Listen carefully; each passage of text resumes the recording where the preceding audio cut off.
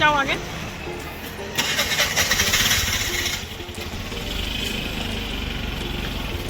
তো আজকে আমরা চলে এসেছি বাদলাপুরের সৎসঙ্গ বিহারে, যেটা মুম্বাই থেকে 1.5 ঘন্টা যেতে হয়।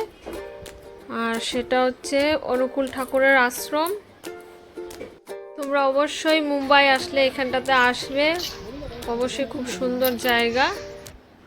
তো বাদলাপুর এসে তোমরা যে কোনো অটোওয়ালাকে বলবে সৎসঙ্গ মন্দির যাব, চলে আসবে।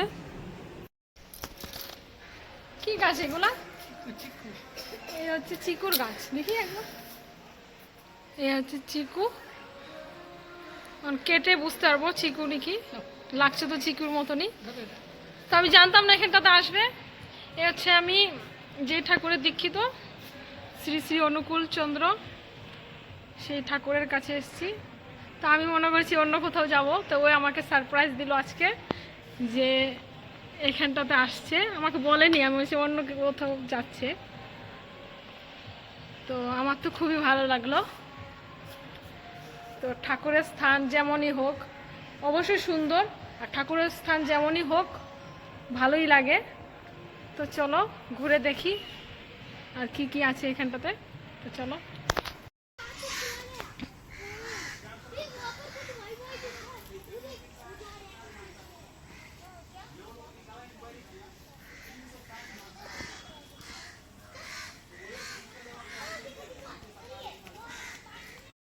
তো এই জায়গাটা অনেকটাই শান্ত, অনেক গাছ টাছ লাগানো আছে। আমরা অনেকটা দেরিতে এসেছি, তার জন্য বেশিক্ষণ থাকতে পারবো না।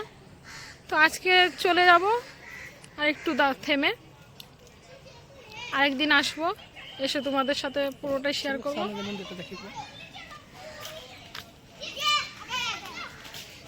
ঠান্ডা না পরিবেশটা? কেটে দাও দাদা।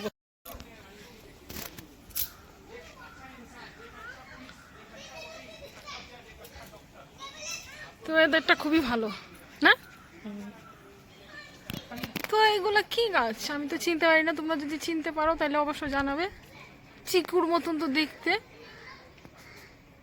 অনেক হয়েছে,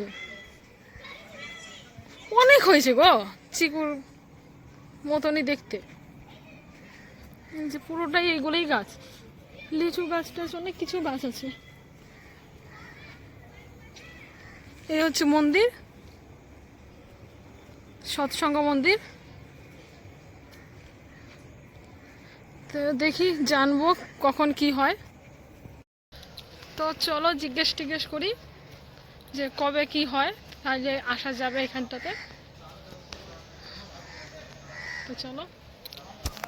তো আমরা এইমাত্র ট্রেন থেকে নামলাম, এবার বাড়িতে যাব। তো এখান থেকে হেঁটেই যেতে হবে, কারণ এখান থেকে বেশিক্ষণ লাগে না, 2 মিনিটের রাস্তা। তো এতটুকু রাস্তাতে কোনো ট্যাক্সি যাবে না, তো আমাদেরকে হেঁটেই যেতে হবে। তো ভিডিওটা আমি এখানে এন্ড করলাম। তো আজকের ভিডিওটা তোমাদের কেমন লাগলো অবশ্যই তোমরা জানাবে।